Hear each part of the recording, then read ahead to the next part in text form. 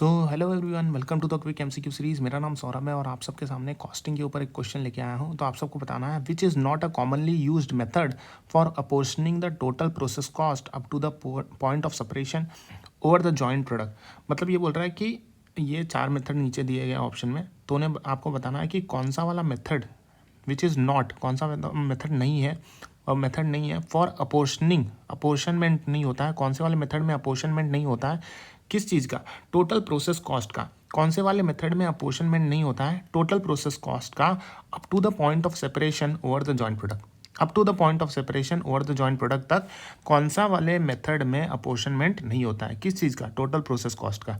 तो यहाँ पे चार ऑप्शन दिए गए, टेक्निकल एस्टिमेट है, net realisable value at split of point, marginal cost method and physical unit method.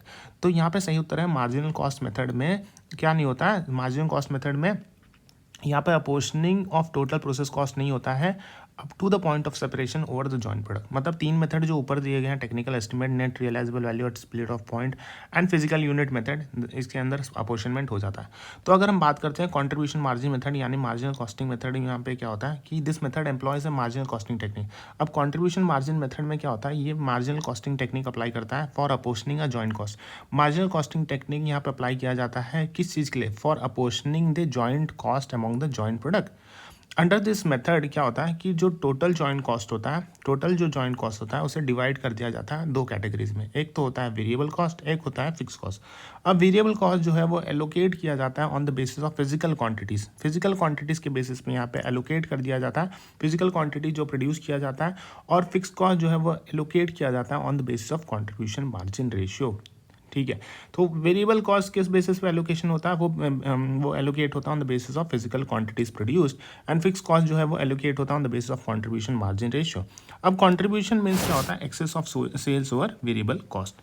अच्छा, फिर आगे हम बात करते हैं तो फिजिकल यूनिट मेथड आता है। फिजिकल यूनिट मेथड में क्या होता है, तो इस मेथड के अंदर होता ये है कि जो जॉइंट कॉस्ट होते हैं उसे अपोर्शन किया जाता है among the joint product in the ratio of physical units of output produce at the point of separation. जब सेपरेशन का पॉइंट आता है तब कितने आउटपुट प्रोड्यूस होते हैं, तब कितने आउटपुट प्रोड्यूस हुए हैं, तो उस आउटपुट में यहाँ पे अपोर्शन कर दिया जाता है। So under this method joint cost जो है अपोर्शन किया जाता है among the joint product in the ratio of physical units of output produce at the point of separation.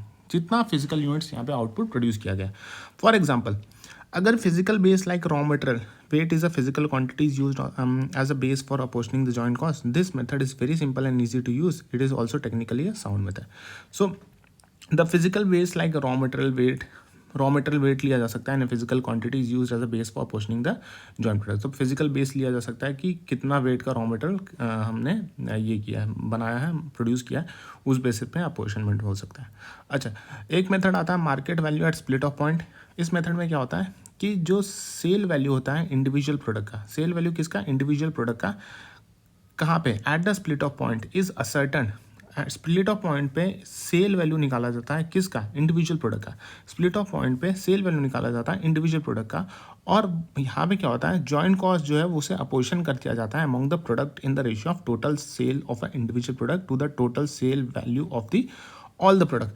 अच्छा, जॉइंट कॉस्ट कैसे अपोर्शनमेंट हो रहा है, among the product in the ratio of what, total sale value of the individual product, total sale value of the individual product to the total sale value of all the product.